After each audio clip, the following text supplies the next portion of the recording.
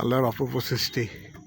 খেজুর গাছটাকে উপরে মাঝখানে খেজুর গাছ, আমরা দেখতে পাচ্ছি খেজুর গাছ।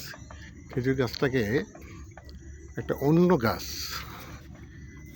একদম ঘিরে ফেলছে। হ্যাঁ, দেখেন কত বড়। হ্যাঁ, খেজুর গাছটাকে অন্য একটি গাছ ঘিরে একদম ঘিরে রাখছে। দেখেন শিকড় থেকে। এটাও আল্লাহর অপূর্ব সৃষ্টি। ঠিক আছে।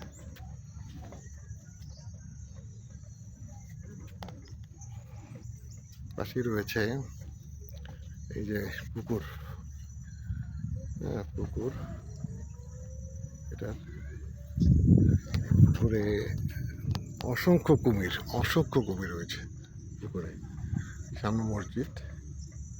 এটা করম জল, সুন্দরবনে করম জল। সুন্দর একটা পরিবেশ। এই যে রাস্তা অনেক দূর পর্যন্ত যাওয়া যায়। এখানে অনেক পাখি রয়েছে। তো সবাইকে ধন্যবাদ।